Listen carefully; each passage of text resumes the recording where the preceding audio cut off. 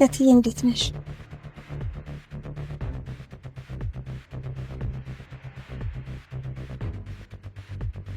እትዬ ደህና ነሽ? ምን ነው እትዬ? ልጁስ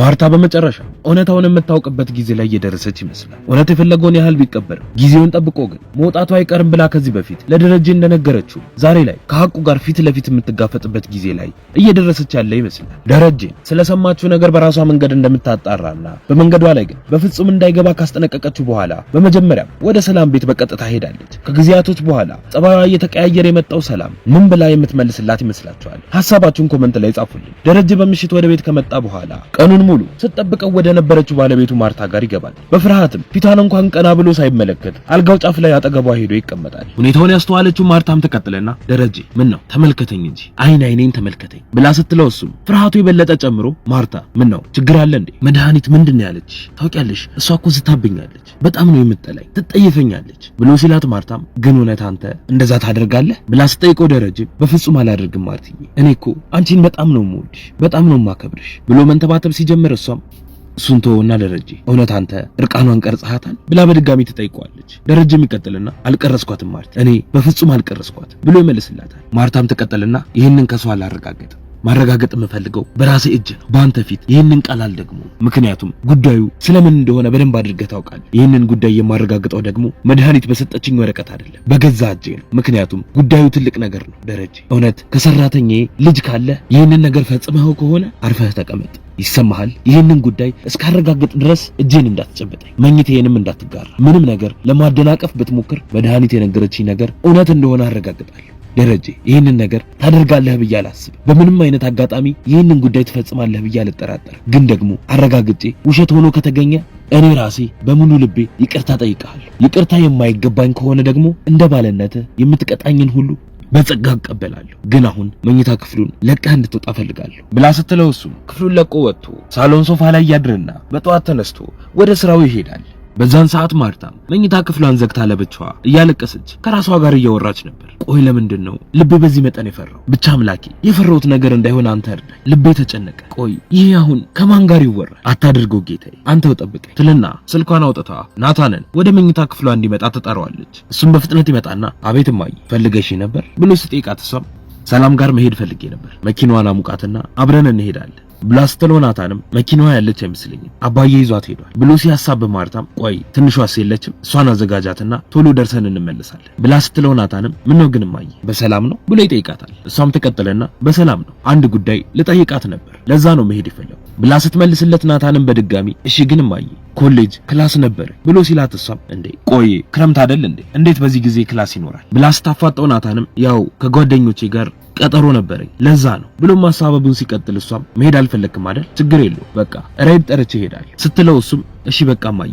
እወስድሻለሁ፣ ግን ደግሞ እኔ ወደ ቤት ውስጥ መግባት አልፈልግም ብሎ አስረግጦ ሲነግራት ማርታም ስለሱ አታስብ፣ እኔም ቶሎ ገብቼ በፍጥነት ነው የምወጣው፣ አብረን እንመለሳለን ብላ ትለዋለች። ተያይዘው ወደ ሰላም ጋር ከሄዱ በኋላም ነገሩን የሰማችው ዳጣም ለእናቷ ስለ ነገሩ ለመናገር በፍጥነት ስልኳን አውጥታ ትደውልላታለች።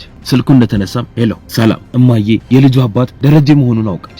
እናም አሁን ወደ አንቺ ጋር እየመጣች ልጠይቅሽ ይመስለኛል፣ እባክሽ ከዛ ቤት በፍጥነት ውጪ እንዳታገኛት ብላ ስትጠይቃት ሰላምም አገኛታለሁ፣ የጠየቀችኝን በሙሉ እመልስላታለሁ ብላ ስትላት ዳጣም በድንጋጤ ቆይ አባቱ ደረጀ ነው ልትያት ነው ብላ ስትጠይቃት ሰላምም አዎ ዳጣ ጊዜው ደርሷል፣ እስከ መቼ በድብቅ ብላ ስትላት ዳጣም በንግግሯ ግራ ተጋብታ ቆይ ከዛ ሰላም እማዬንና አባዬን ማጣላት ነው እንደፈለግሽው? እነሱን አለያይተሽ አባዬን አግብተሽ መኖር ነው እንደፍላጎትሽ? ሰላም ቆይ እማዬ አታሳዝንሽ? እሷ እንደዚህ የሚደረግባት ሴት ናት ብላ ስትጠይቃት ሰላምም እኔ እሱን አልፈልግም፣ የእትዬን ባል ቀምቼ ማግባት ፈጽሞ አልፈልግም፣ እሱም አያደርገው ጋሼ ይህንን ከሚያደርግ ሞት ይቀለዋል ብላ ስትላት ዳጣም ሁኔታው የበለጠ ግራ ገብቷት እሺ ቆይ ምን ብለሽ ነው የምትነግሪያት?